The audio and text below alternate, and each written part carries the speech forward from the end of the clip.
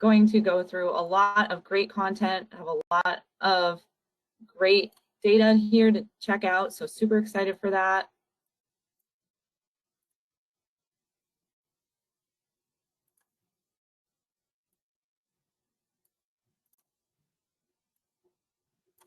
While we wait for everyone to join, I just want to make sure everyone is able to use the question box. So please just type into the question box where you're calling in from today. I know we service businesses throughout the US, throughout the whole world, throughout North America, and I'd love to hear where everybody is from. So definitely type into that question box where you're calling in from. We got Gavin from Dallas, someone from over in Germany. Awesome. Salem, Mass. I'm not too far. I have a friend that lives in Salem. I was just there the other weekend. I live in Malden, Mass. Great to see that. Hello, Catherine. Eva from Asbury, New Jersey. Let's see, we got some folks from Arizona, San Antonio, Texas, Florida, Orlando, Phoenix, Cleveland, Cincinnati, Kansas. Holy smokes. Baltimore, got some folks calling in from over north of us at Canada, Edmonton, Alberta, from Patrick, hello. Michigan, hello everyone. Thank you all so much for joining. This is great to see that we have so many people from so many different parts of the world calling in today. I always love to see that. It's always great to get a super diverse audience from folks that are all in all different walks of life and all different parts of the world. And we're all coming together for one same goal, which is to succeed in search ads, which is awesome. A lot of folks from New England here today. I'm super excited about that. And I rarely do I see that, but that's great. Awesome. So I know that we are going to jump into the content. Glad to see that everybody is able to see the question box and use that. Definitely make sure that's handy. And with that, as we let a few more folks roll in, I'm going to jump into some housekeeping. So for today's webinar, a couple of reminders. The webinar will be recorded. So just know that the webinar will be recorded. You don't have to worry about taking notes or anything. You'll be able to get the materials in your inbox later today after the webinar. And the recording is also easily found on our YouTube channel. So definitely check them out. We have our other webinars on there. If you've missed any of those in the past, those are awesome. So again, you'll have access to the materials. You'll have access to the recording. So this will be recorded for sure. And then also be sure to submit your questions for the Q&A. That's why I had you all warm up with the Q&A box. We love to use that. If you've attended any of our past webinars, the Q&A sessions have been really, really great. So definitely hang on for those. And we'll be monitoring the chat throughout and then do a great Q&A segment at the end. So definitely make sure that you pop your questions in as we go and definitely save some questions for the end as well. All right, so for everyone joining today, for the folks here, you may already be familiar with our brand Local IQ. You might already be working with us, or you might be working with us, our sister brands, or familiar with our sister brands, WordStream and Reach Local. So for all folks here, even if you're totally new, that's great too, and welcome. I just want to get everyone up to speed with who Local IQ is. So we're an all-in-one marketing platform that helps businesses find, convert, and keep customers. So we marry proprietary marketing technology and first-in-class service to make sure that you have everything you need to reach your goals and save time so that you have more time to focus on running your successful business. A common question that I get asked at these webinars is, where can you find out more about us? Where can you learn more? Where can you get more information on the topics that we discuss? Where can you get alerts about webinars or other events and offers that we have? Definitely check us out on social media. We're on LinkedIn, we're on Twitter, we're on Facebook. Follow us there, like us. We post about our blog topics and blog posts. We share out content and insights and data. We also give updates about our webinars and events. So if you want to attend more of these, definitely check us out there. And again, definitely check us out on the blogs too on both of these websites. We cover all of the information that we talk about on these webinars really in depth on our blog. So if you need more information, more insights, need more time to kind of digest a lot of the information that we talk about, I'd recommend looking at our blogs. Wonderful. So great to meet you all. And again, thanks for joining. I am going to be your presenter and moderator for today. My name is Susie. I am a content marketing specialist at Local IQ. And how I came into this position was I was actually working with our sister brand WordStream originally, coaching folks and businesses just like you all through the digital marketing process. So I took that experience of working with real businesses and applied it to the role that I'm in now, where I write educational content on all things marketing, whether it be social media, SEO, Google ads, Facebook ads, PPC in general, all sorts of topics that we cover on those blogs. I help out and create that content. Follow me on my LinkedIn and Twitter. You can get some updates on some of the content that I create there. And a fun fact about me is, I already mentioned this, but I am based out of Boston and I do love it. It's a little bit of a bittersweet time for me because something that I always share on these webinars is I love the winter time. Very cliche, I know, but I love to go skiing on the weekends in the winter, and I'm a little lost right now because it's a little warm out. Can't really go to the mountains, but I'm looking forward to next season. All right, great. So what we'll be covering today is just our latest data on the average CPC, click-through rate, cost per lead, and conversion rate across the board in 2022 for search marketing platforms. Now, if you're a little lost already on what those abbreviations mean or what that might mean for your business or in the search marketing space, don't worry, I'm going to break it all down for you. But this is new data that we've collected. Really excited to share that, and I'll kind of share the data collection process as well. And then we're also going to talk about why these numbers matter, what they might mean for your business, and why it's important to pay attention to benchmarks like these.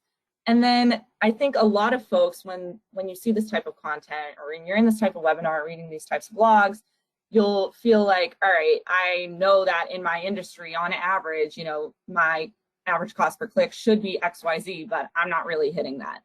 Totally fine, totally normal. I want you all to keep in mind as we go through these metrics today that these are just guidelines that I want you to use as kind of a guiding light to where you ideally might want to be.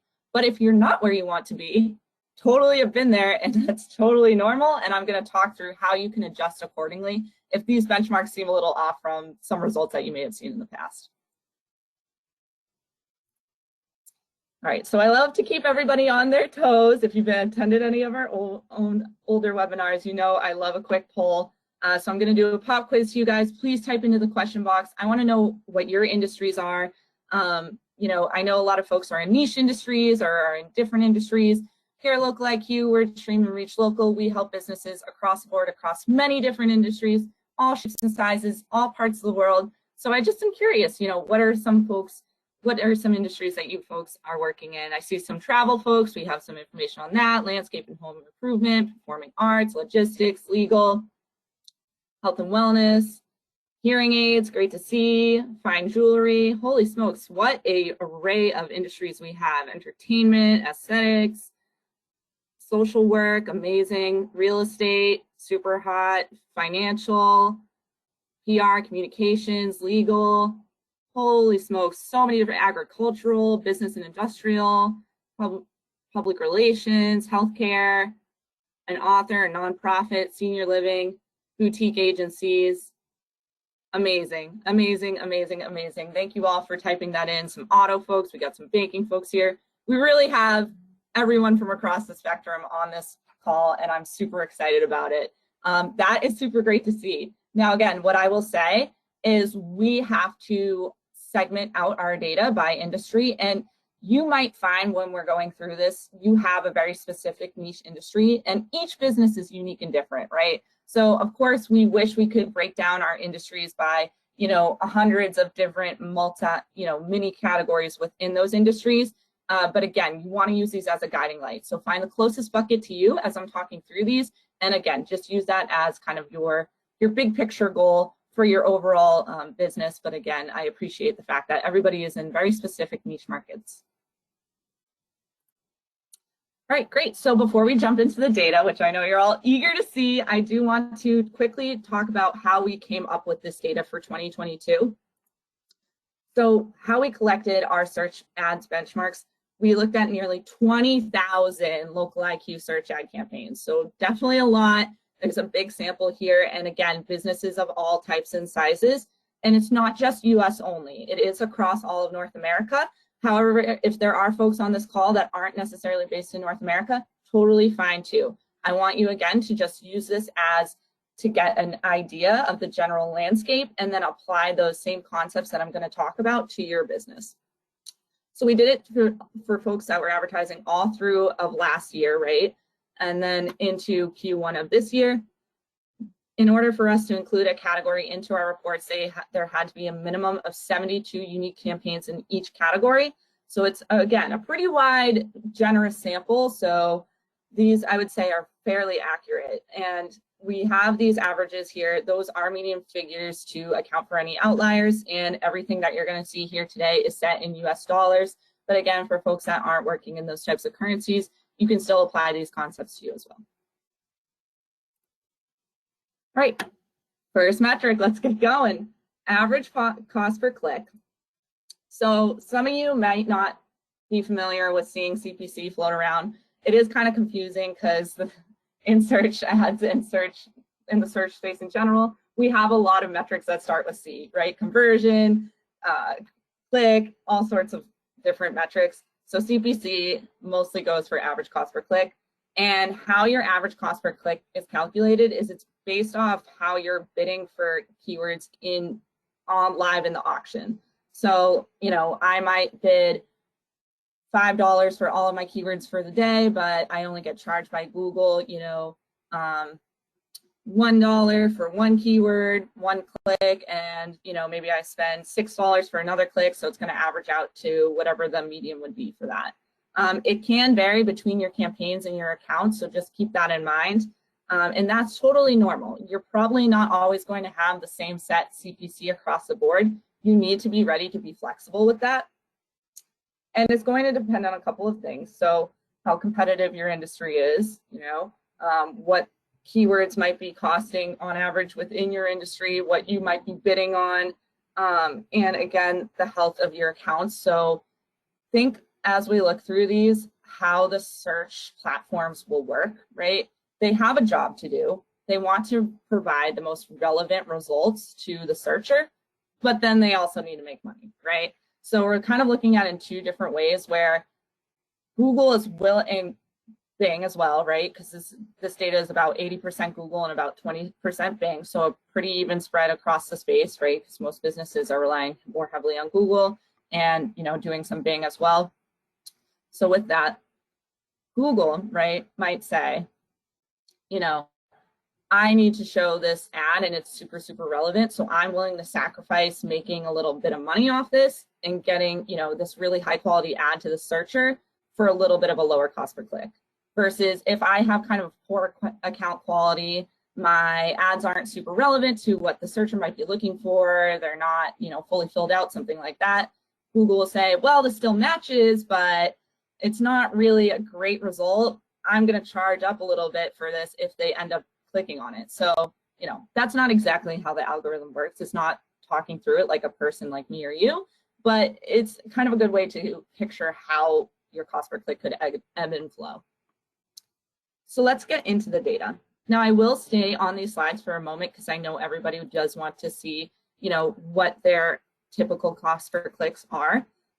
But for what we've found here, the typical cost per click for search ads in 2022 is in the range of $2 to $4. As this has been in the pattern in the years past, industries with highest average cost per click include attorneys and legal services, dental and dentist services, home and home improvement was at $6 to $8 per click. There's a lot of surprising CPCs across the board. Usually you see the higher CPCs with those industries that have longer decision cycles, right? So while those people are kind of mulling over those decisions and maybe searching a few times, they end up having to finally make that click. So that click can be of more value to those businesses, therefore it is a little bit higher.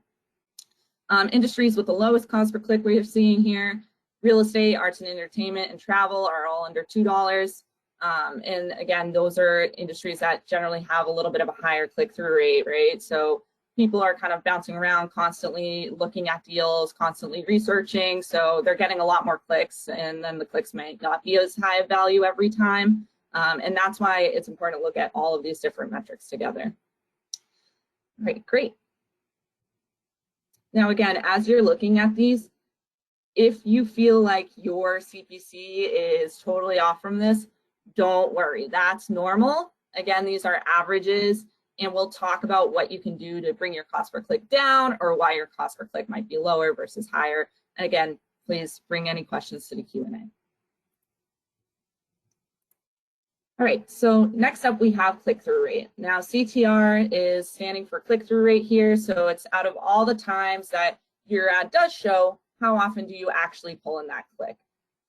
So this, again, can vary across campaign and account, totally normal, and it will depend on a couple of things. So your ad copy, is it compelling enough to entice somebody to click? So if my click-through rate is low, I know off the bat, all right, I might be showing a lot, but I either am not showing to the right people, so there's not an intent match there, or I am, and for some reason they're just not inclined to click on my ad. Maybe it's not compelling enough. Maybe I have a competitor on the page that's also, you know, really well known, and they're clicking them instead of me. There's a lot of things that you can kind of think through with that, but those are kind of the main things that you want to be thinking about when you think about your click-through rate. Now, all of these metrics that I'm going to be talking about can feel like one might take more or less importance to the other depending on your business goals, right? So everybody is, you know, kind of bent out of shape about cost per click or cost per lead, but, you know, might not be as concerned about click-through rate when they're more focused on conversion rate.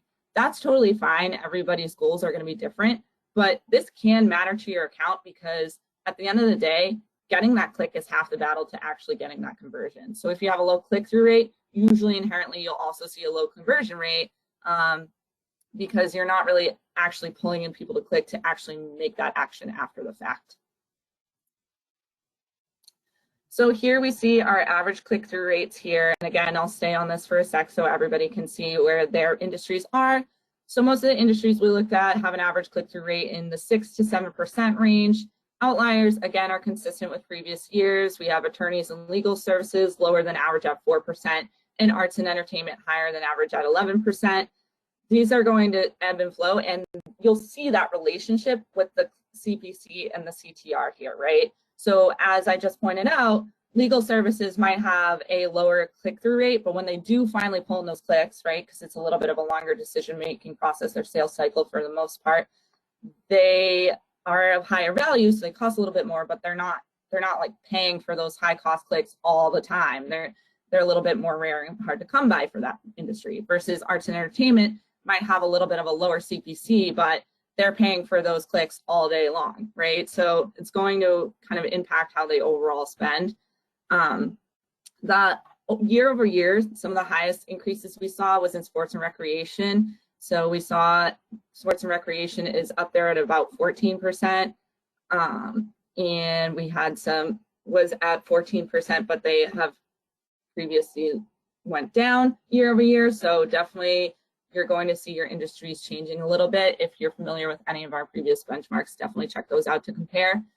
Again, these benchmarks are pulled from our blog and our resources, and you'll be able to see year over year change in those pages as well.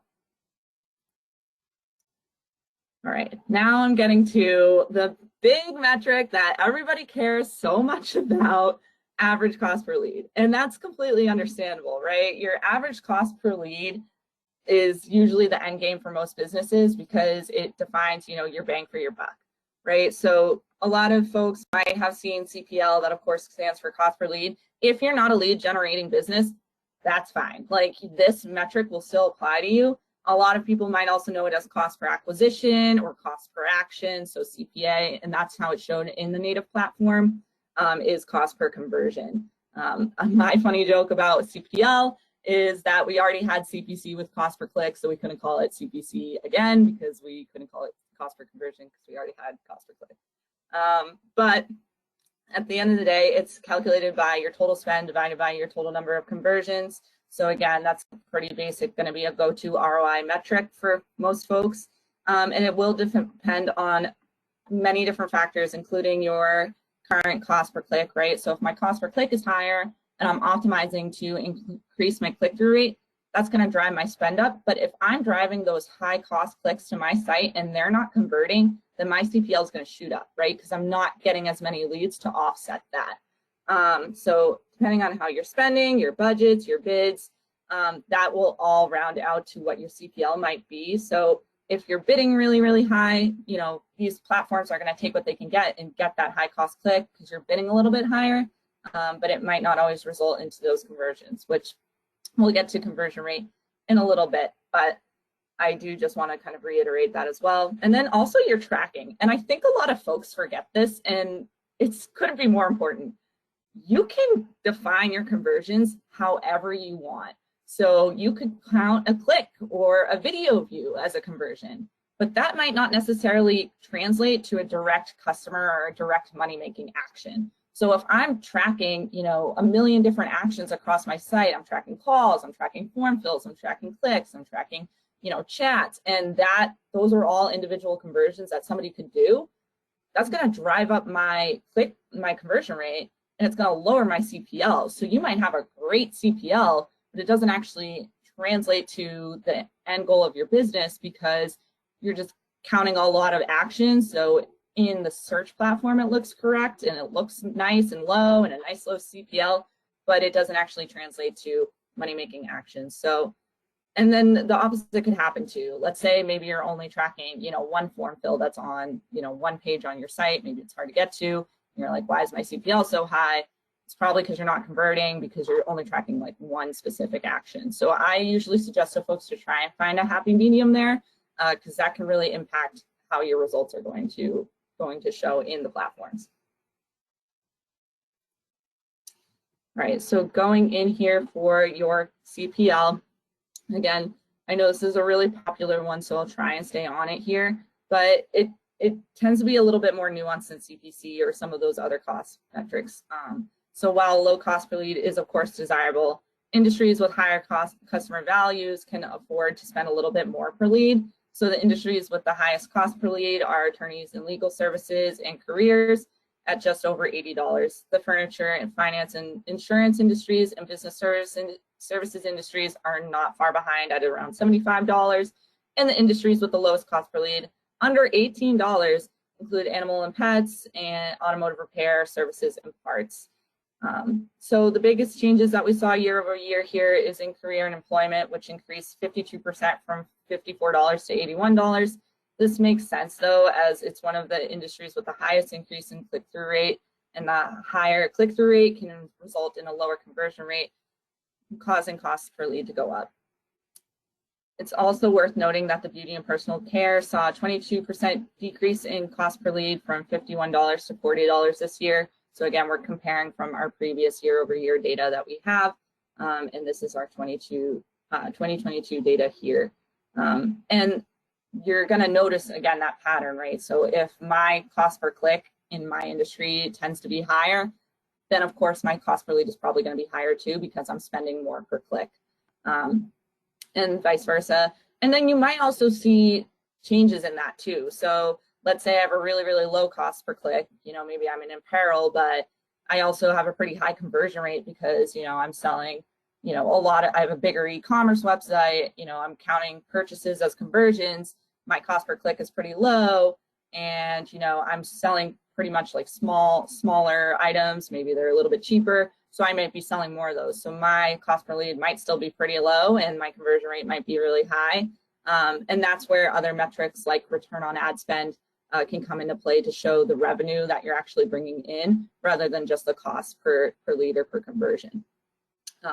We have more information on those types of metrics. I won't have time to go into return on ad spend or ROAS today, but that was just one example of how we want to be looking at these metrics in a holistic way, thinking about some of the other factors that could be impacting each of these individual costs.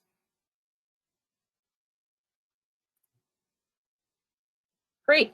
So our final metric that we're going to go into in depth today, and then I have a couple more notes, is conversion rate. And I definitely favor looking at conversion rate and click-through rate. I know folks, again, like I've mentioned, are big fans of the money-making metrics like cost per click and cost per lead, but I say conversion rate and click-through rate can be very telling to your account. So let's dive into that. So for folks that might see CVR floating around that aren't really familiar with conversion rate, again, kind of doesn't make sense as an abbreviation, but I say, CVR, it stands for conversion rate. and it's saying out of all the times you do get clicks, how many of those actually convert? So again, calculated by your total clicks over conversions. And it's going to depend, again, on some of those other factors that impact other metrics. And this is where it really starts to pull together your account.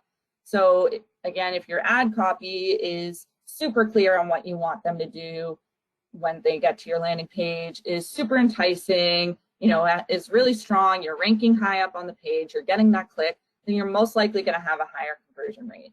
But if your ad is misleading or, maybe a little bit of vague, people might still be clicking and you might have a great click-through rate, but once they get there, they're confused, they don't know what action to do, so then your conversion rate is going to go down. And inherently, your cost per lead is going to go up. So we're going to see that, that change there as well.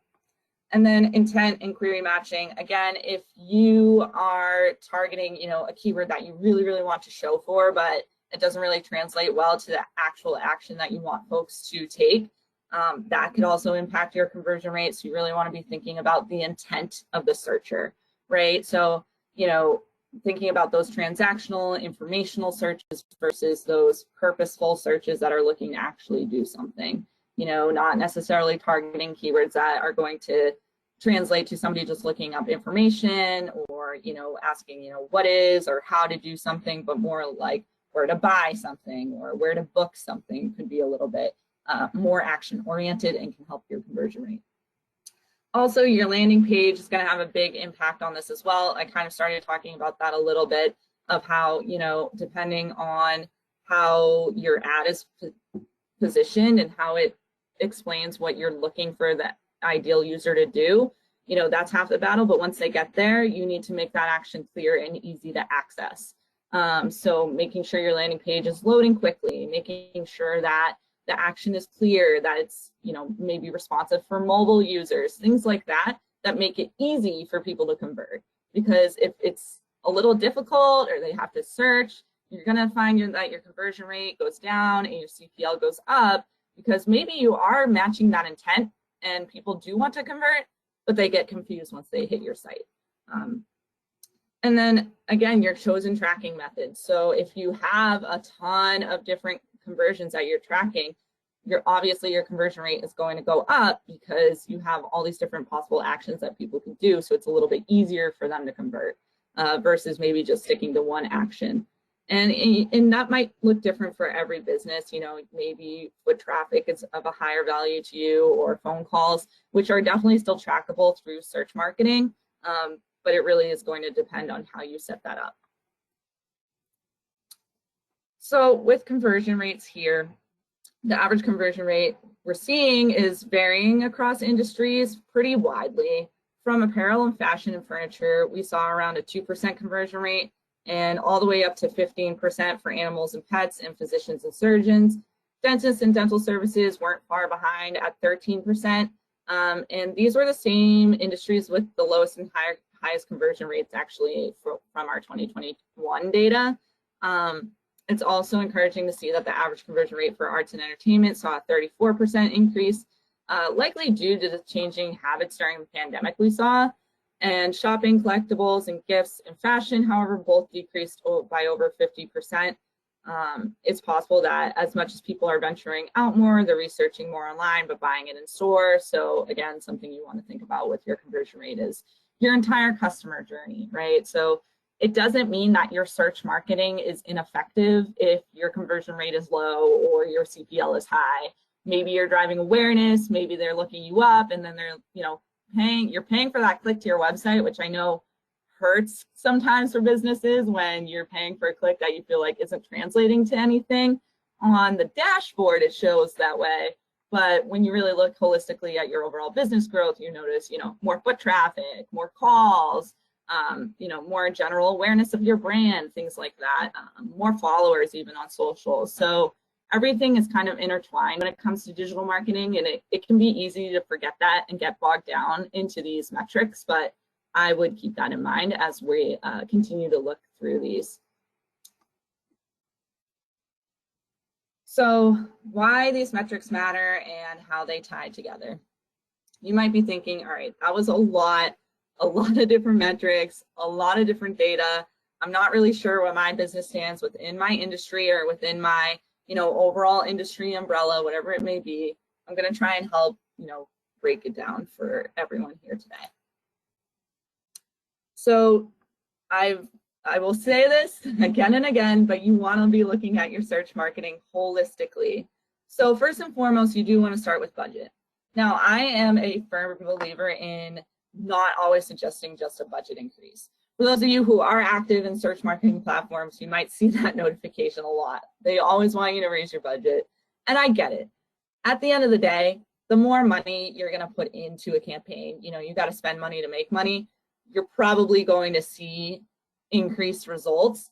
However, that is not the only way, right? So I always suggest, taking a step back and looking how you can make your budget work for you and set your expectations accordingly. It is totally fine if you have a low budget, but you just have to be ready for, the results that you might get with that budget, which is fine. And you want to find ways to maximize those results within that small budget. So again, I would take a look at budget. It is going to impact some of these metrics here. And hopefully these industry benchmarks help you get an idea of, all right, if I am totally off, where might my budget land in comparison to competitors or within my industry? And again, it's fine. Every business is going to be unique, but I do want people to be aware that it is a factor that I want you to keep in mind. So start by looking at your budget. And if your budget is low or if your budget is high, great. Either way, there's ways that you can make it work. And again, for folks out there with a big budget too, you might still be struggling, right? Because you don't want to have this major budget that you're just blasting out, into these platforms. Maybe there's things slipping through the cracks. Maybe you're not maximizing everything, things like that. And again, vice versa. So grass is always greener when it comes to budgets. I will say that, but I will just remind everyone to look at their budget in an objective way and just be ready to adjust accordingly and adjust your strategy accordingly. So after we kind of know where we're at budget-wise, we can understand, all right, where do we need to make some tweaks? So higher cost per clicks, you might want to look at your keywords and your bids. So if you feel like you're getting a super high cost per click, am I bidding too much where Google is just kind of like taking what it can get, and that will help me rank, and that might help you rank higher and help you pull in those clicks. So you might be okay with a higher CPC if you're getting the results you want. And I would say that for pretty much all of these metrics. Like, if depending on your goals, you might not care if you have a high CPL, and I know that sounds crazy, but you might not. If you want awareness and you're getting tons and tons of impressions, and that's your goal, not who cares that you have a high CPL. I understand that it's important to every business, but at the end of the day, it's going to be dependent on your goals. So if it is okay that you have a high CPC, or if you're aware that you have a high CPC, I'd maybe take a step back for a minute and say, is it worth it for me to have a high CPC? Is it worth it for me to keep my bids super high so that I can rank and get these conversions? And sure, maybe I'm paying a little bit more per click than the competitors in my industry, but I feel like I'm hitting my goals to, get the most conversions possible, or, get the most impressions possible, whatever it may be. So look at your keywords and look at your bids. You can always adjust that. If you are in an automatic strategy, which I know a lot of folks are, definitely the way to go. You might not be able to adjust your targets or your bids, but it is just a good idea to maybe look at your overall bidding strategy as well. For keywords too, you want to be looking at the intent there. So if there is, and some keywords are going to be more expensive, if there's maybe a keyword that you feel is really, really great for your business, it always drives conversions, but it's a little bit higher per click, you might want to sacrifice some lower CPC keywords to balance that out, right? Maybe I'll pause a few keywords that are a little bit cheaper but don't convert as well, or vice versa, right? So if you do have some more expensive keywords that aren't really doing anything for you, well, it's nice to have them in there. You can just cut them down, and that'll impact your overall campaign or account average. For ad copy and quality score, for those of you who aren't familiar with quality score, this is something that the search platforms assign to keywords, and it's based off of 3 things: your ad copy, your landing page experience, and your relevancy. So if your ad is really relevant and really good quality, then you're probably going to have a higher quality score. It's hard to nail down quality score, and we have a lot of resources on this. So I recommend looking into our blog for quality score to understand, everything that goes into it, and how it can help or hurt your CPC. But it is one of the things that will impact how you're charged by Google per click. Because if you have a higher quality score, Google again is going to recognize that as a more relevant or higher quality result for it to show to the searcher. So it's willing to sacrifice and maybe get you a little bit of a lower CPC. And then again, the ad copy as well. So that's going to impact your quality score, but it can also impact your overall CPC, because depending on whether or not it's enticing, if you're getting a lot of clicks, that could potentially bring down your average or raise your average, because these are averages across your account. So I would also recommend looking at outliers, like a certain keyword that's super high or super low. And then other networks and channels. So if there's no way around it, you have super high CPC, that's okay too. You might still want to be using, your search marketing campaigns, but maybe offset the costs that you're putting into search marketing with a little bit of a cheaper platform. Maybe you want to try search ads. Maybe you want to try, Bing ads more instead of Google ads, because we have seen, changes within the cost CPCs between the two platforms or something like that. That's also an option too. For click-through rate, again, I think this is a pretty big metric for a lot of folks, so I just want people to keep that in mind. It will show, it can be really telling into how you're performing. If you're not even pulling in that click, then you're not even going to get those conversions down the line. So click-through rate is important, and I think a lot of businesses overlook it. But again, you're going to want to drive up your CTR so that you can maximize your results with your search marketing. And I know I keep preaching the keywords and bids, but this will still impact that, right? So if I'm not bidding on keywords relevant to my business, maybe the intent isn't there, or maybe I'm showing for searches that are just searches looking for information or something like that, then obviously my click-through rate is going to be low. And again, if I'm not bidding high enough or using the right bidding strategy, automated bidding strategy for my business, then I might not even be ranking high enough to show and compete and actually pull in that click. And then also ad copy, we want to make sure that we're enticing, we're pulling folks in, we're telling them clearly that we want them to complete an action and that we have value to offer. And also, I would recommend looking at the search queries that you're showing for. You can see this in the search terms reports in the platforms, and we also help folks take a look at those, but it essentially will show what types of searches you're showing for, and where you might want to be adding, maybe some negative keywords as well. Negative keywords are words that you want to negate out that you don't want to show for, and that can be a great solution to these first two metrics as well. Also, we have a ton of resources on negative keywords. For conversion rate, definitely landing page. I know I went in pretty in-depth into this. You want to make sure it's as easy as possible for folks to convert, whatever your conversion may be, and it could even be you're tracking offline conversions, or you're tracking conversions that don't necessarily relate to like a click or a form. Whatever it is, just think about what's the easiest possible way for somebody to do this after they click my ad. And definitely make sure you make that clear. You make that clear in the ad, and then you make that clear in the page itself. And then also your targeting. So with that tracking and with those actions that you want to track as conversions that can impact your conversion rate, also think about your audience. So that can relate to your keywords and bids, but also in general, like what types of devices you're showing to. Am I layering on additional targeting parameters that could be limiting me? Or am I targeting the wrong audience that is never going to convert? Am I targeting, maybe an age range that's too high or too low for my, ideal customer, the average customer that converts? Those are additional factors, those audience demographics that, could definitely impact your CBR as well. And then cost per lead, the big money metric that everybody loves. Again, I'll preach the keywords and bids.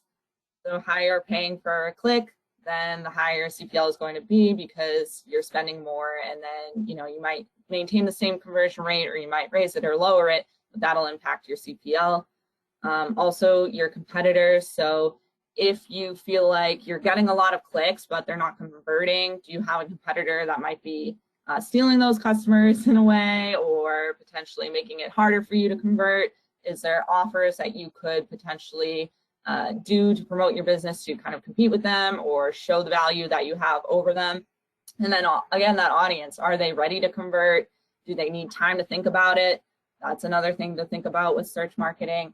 It might not always feel like it's making a difference, but it is. It's just folks are searching all day, every day on every device across our house. So, don't take it personally if you pay for a click and they don't convert right away and then your CPL goes up. It might just take some time. So that's what I would recommend. I always joke the hardest part of PPC or pay-per-click marketing is patience. So I will say on this just one final time for everybody to soak in the data that we have taken a look at today. You can kind of see the patterns across industries, and I do think that this is helpful to look at. I would also recommend checking out our year-over-year data and see the changes, but you can kind of see some of those patterns that I talked about when you're looking at this view, right? Where, one industry that might have a lower cost per click might have a little bit of a higher cost per lead or a lower conversion rate because, they're getting all these clicks all day long, but they're not super high intent clicks. Or they just are a little bit more informational, and folks take time to make these buying decisions. I would say travel is definitely a great example of that. And some of our others here, also real estate is kind of seeing that same pattern. And you'll see that they also have those high click-through rates, right? Because people are going to be browsing, they're going to be clicking through, they want to, check it out, maybe think on it, maybe they're going to come back. And, we all, as, business owners, marketers, all the folks on this call today, we understand, what it means to click on an ad. And I always feel like I'm, doing a deadly sin when I click on an ad on a search page because I know it's costing a business money. But a lot of these consumers that might not be in the industry like us don't necessarily realize when they're clicking on an ad. So that's why a lot of these industries that have folks that are, might take a little bit longer to make those buying decisions have these high click-through rates, but kind of like these lower conversion rates. It's because people don't always realize that they're clicking on an ad, which could work in our favor. I think at this point, most people are aware, but they don't really understand the impact that it can make to a business, as we can see here. And you'll kind of see these balance out, right? So if you feel like, you have a high CPC, I would just, again, keep in mind that your conversion rate could be higher, your click-through rate could also, ebb and flow. You might have a lower click-through rate, but those could be higher value. So I think one of the main things that I want you to see as you're looking at these patterns is it's not one end-all be-all metric. There is no one metric that's going to be better than the other for your business, regardless of your goals. All of these are going to impact your business's bottom line. So I wouldn't get bent out of shape if one metric is trending higher or lower than you probably like. So some key takeaways that I want you all to keep in mind. Know what matters to you. And I think, you kind of got that idea as I was talking through just this last point where, the metric that can be telling to your business or your search marketing performance might not always be the one you think.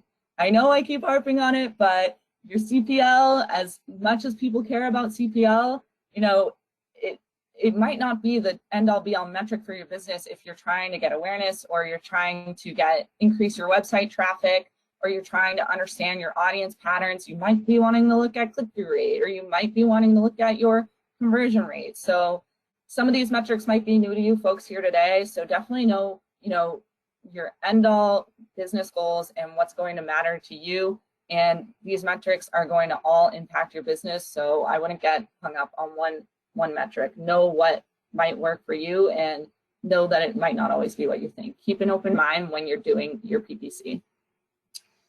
And then think about how your search marketing is fueling your overall strategy, your overall digital marketing strategy.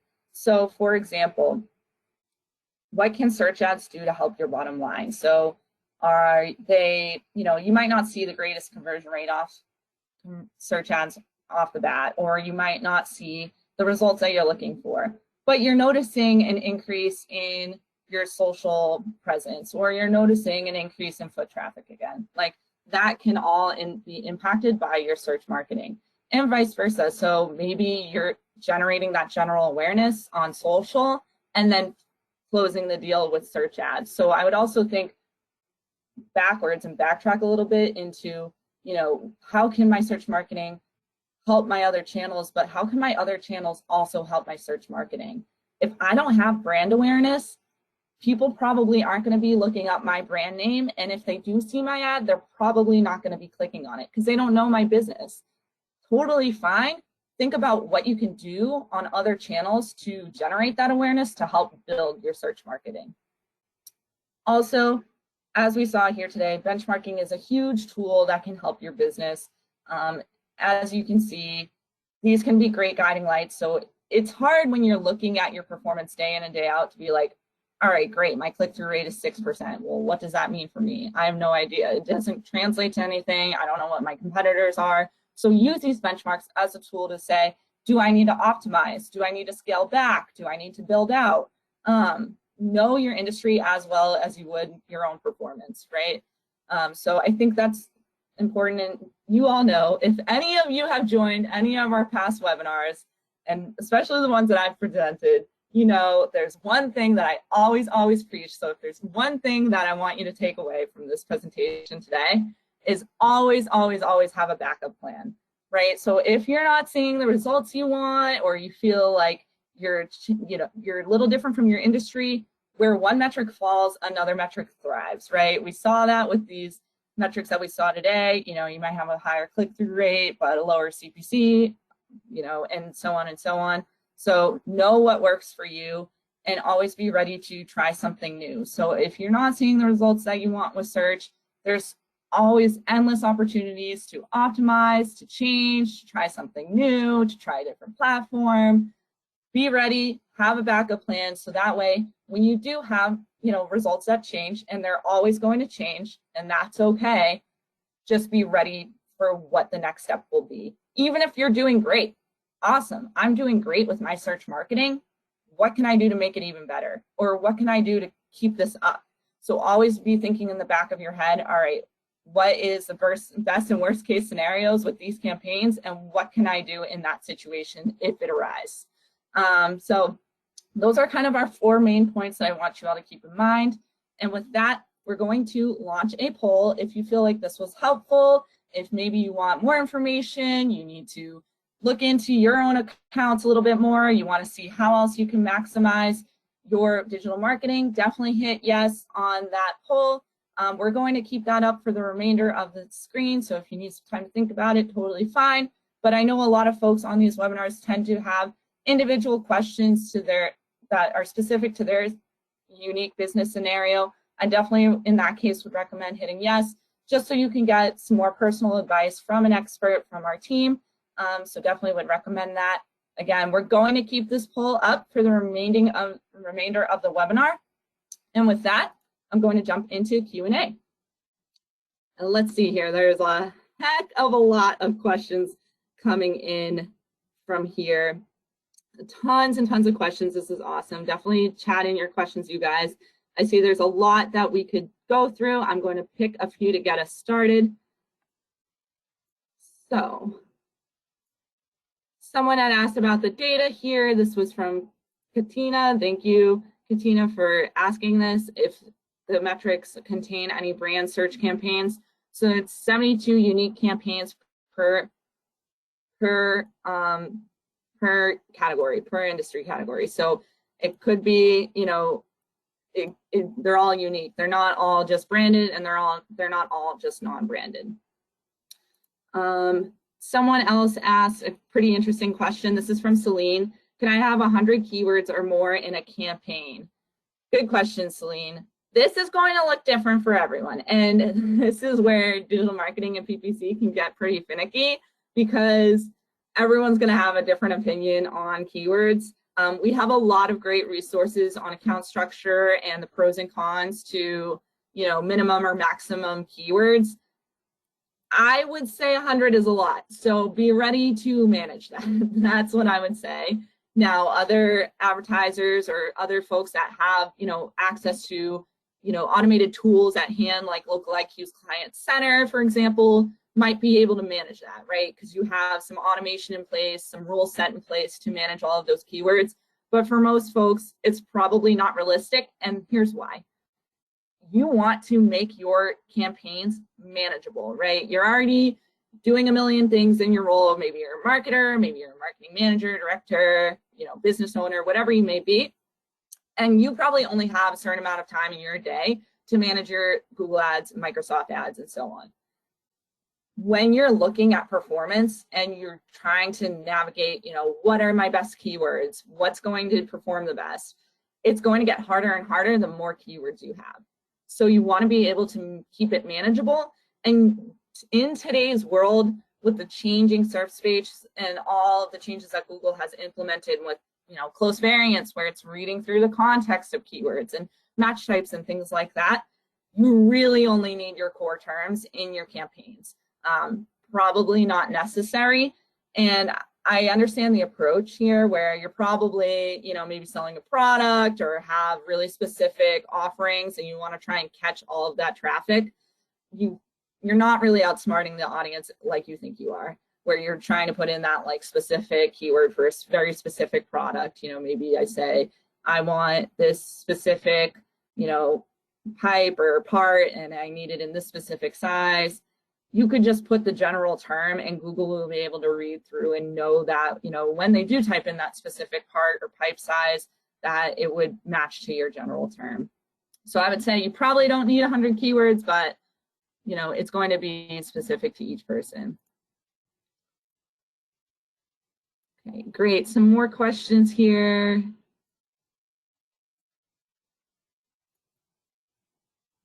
Keep those questions coming.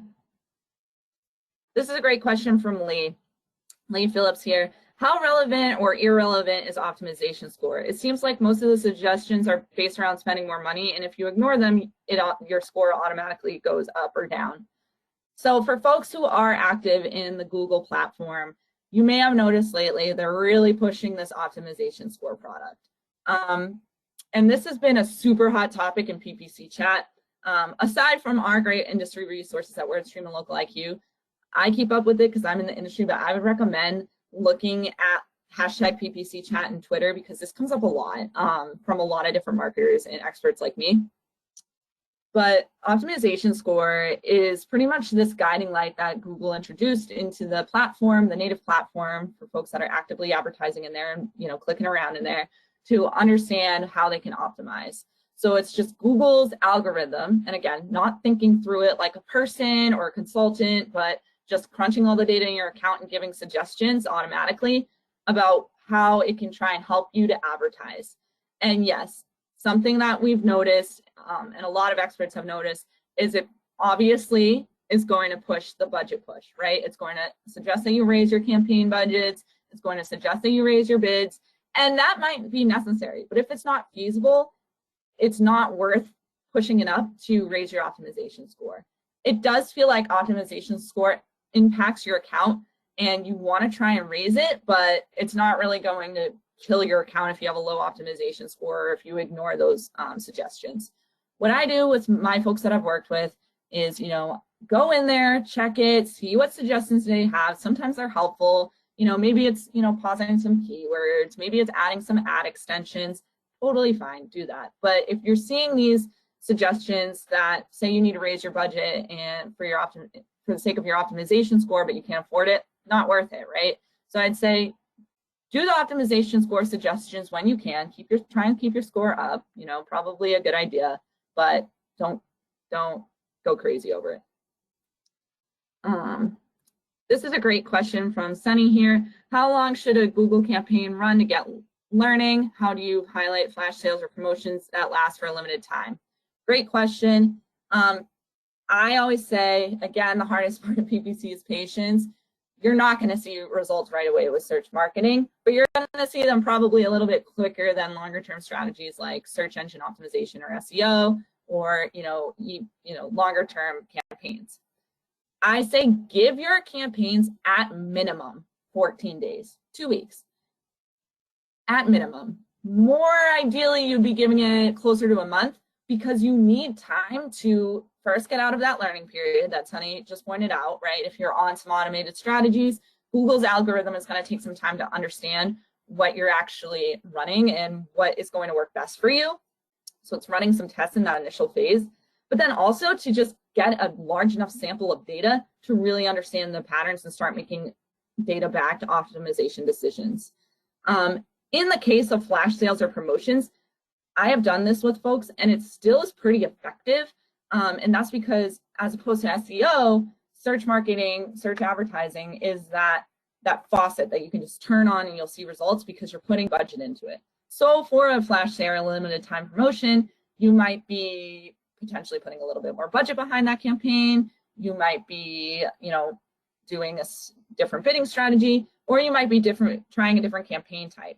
So while we're doing a search marketing, search advertising focused webinar today, there are other campaigns like display or video within the search platforms like Google and Bing that can really ramp up your impressions really fast and could potentially complement that. All right, we have time for just a couple more questions. Tons of questions coming in, and I wish I could answer all of them because, as you can tell, I could talk about search advertising all day.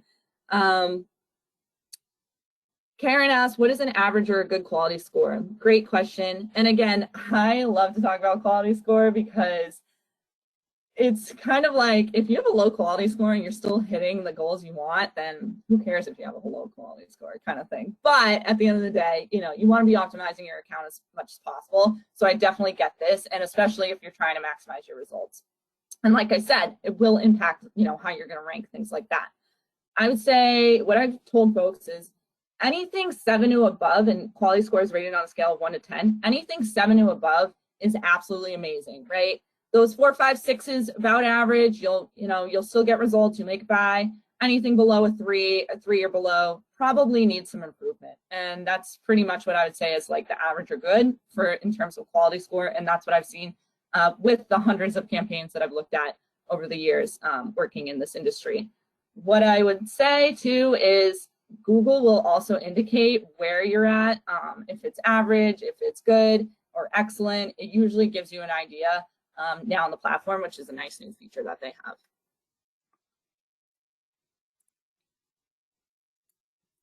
Great questions, everyone. All right, we have maybe time for one more, and these are a ton. Like I said, I wish I could answer all of them. Jeff asked how to lower cost per click. Jeff, we have a great blog and webinar on 15 ways to lower your cost per click. I would definitely recommend that.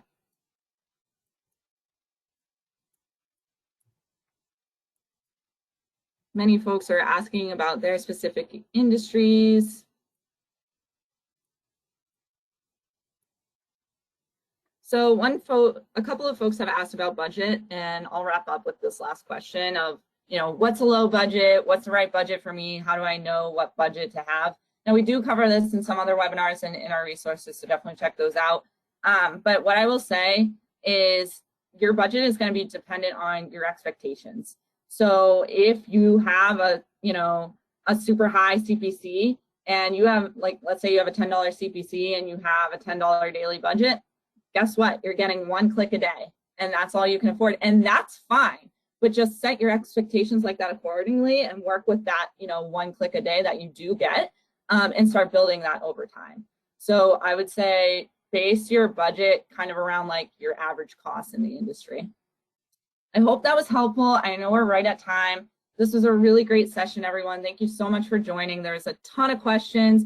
Definitely keep those questions coming. If you felt like you didn't get the answers you needed, definitely hit yes on that poll.